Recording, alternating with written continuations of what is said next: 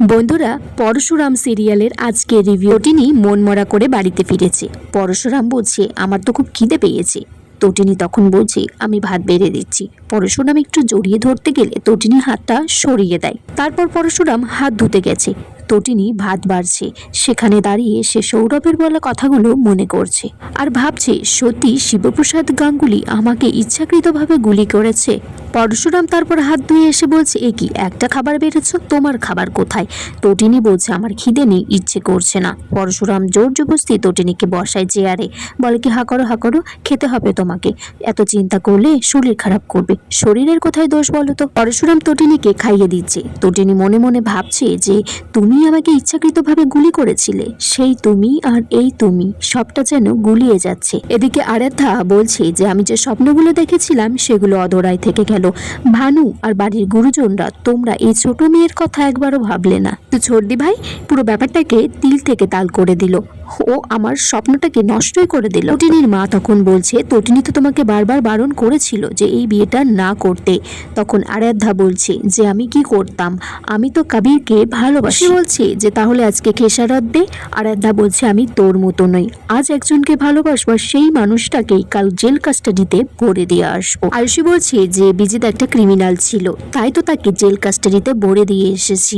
ও অনেক অপরাধমূলক কাজ করছে, কিন্তু কি করছে বুঝতে পারছি না। সেখানে বলরাম আসে কজন ফোর্সকে নিয়ে, লোকাল থানার পুলিশকে নিয়ে, বলে যে আমরা জানি।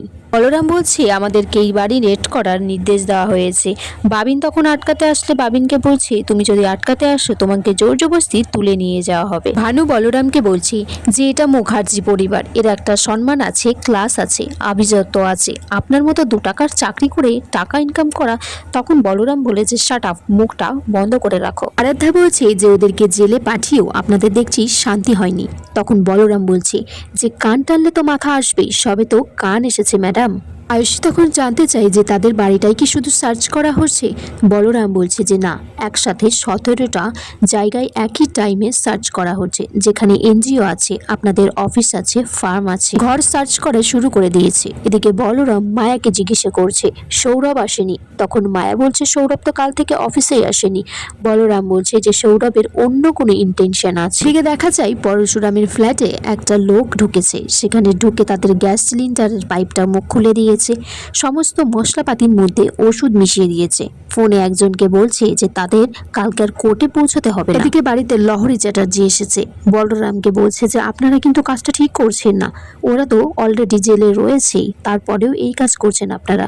তখন বলরাম বলে যে, আমাদের কাজ আমাকে করতেই হবে ম্যাডাম। বলরাম তখন বলছে, আমাদের কাজ আমাদেরকে করতেই হবে ম্যাডাম, সরি। লহরী চ্যাটার্জি বলছে যে, আমি নিউজ থেকে খবর পেলাম যে এখানে রেড করতে আসা হয়েছে।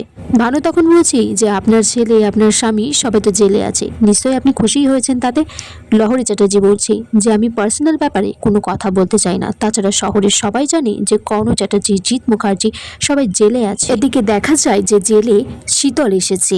কর্ণ চ্যাটার্জিকে বলছি যে, আপনাকে হোলি পর্যন্ত অপেক্ষা নাও করতে হতে পারে, যা হওয়ার হয়তো আজকেই হয়ে যাবে।